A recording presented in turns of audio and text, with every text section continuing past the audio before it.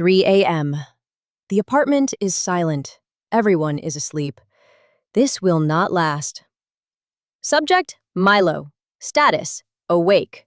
Reason, unknown. At approximately 3 a.m., the subject launched, without warning, without provocation, into a full-speed sprint through a sleeping household. This is the third such incident this week. And then, as suddenly as it began, nothing. The subject sits, calm, innocent, unbothered. He will not explain himself. He cannot. So we will do it for him. There is, of course, a victim. Every night, the same crime. Every night, the same unanswered question. Why? To solve it, we investigated. And the answer turned out to be 10,000 years old. Every good investigation starts with the evidence, and the first clue is the clock itself. It is never random. It is always the same window of night. That is not chaos.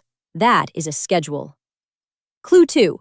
Your cat sleeps up to 16 hours a day. All that rest is a battery, charging. By the dead of night, that battery is completely full, and a full battery has to discharge somewhere. Scientists have a name for the discharge: frenetic random activity periods, FRAPs. You call them the zoomies. A few explosive minutes and the battery is spent. Then he stops, as if a switch was flipped. Case half solved. But that only explains the energy. It does not explain the timing. Why 3 in the morning? Why not noon? For that answer, we have to leave your apartment entirely and go back to the beginning. You are built for the day, awake with the sun, asleep in the dark.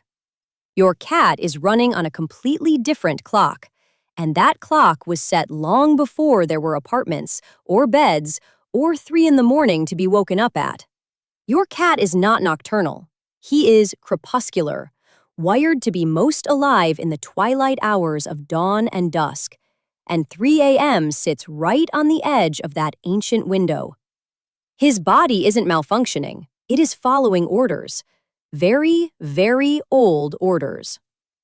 10,000 years ago, there was no Milo. There was this: a lean, sharp, solitary hunter, the African wildcat, Milo's direct ancestor. And its entire life ran on one schedule.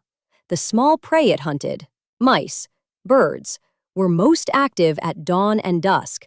So that is when the wildcat hunted. Short, explosive, a burst of speed lasting seconds, then rest. This is not the zoomies resembling a hunt. This is the hunt. 10,000 years passed. The wildcat became the couch. The hunt became a bowl of food. But the wiring never left. Inside every soft, spoiled house cat is the same predator, running the same ancient program, waiting for a hunt that never comes. So here is the full picture. A body built to hunt at twilight, a battery charged by a day of sleep, and no prey to spend it on. The 3 a.m. sprint isn't madness. It's a 10,000-year-old hunt, running on schedule with an imaginary mouse. Case closed. Your cat is not broken or spiteful or plotting against your sleep. He is simply, faithfully, being a cat. If you'd like to sleep, give the hunt back. A few minutes of real play before bed drains the battery on your schedule, not his. As for tonight's incident, the subject has confessed, in his way, and gone back to sleep. Peace is restored. For approximately 24 hours. The victim returns to sleep, believing it is over. It is not over. Next time, the sandpaper tongue that is secretly a precision machine, one so advanced, engineers copied it. Subscribe. Milo insists.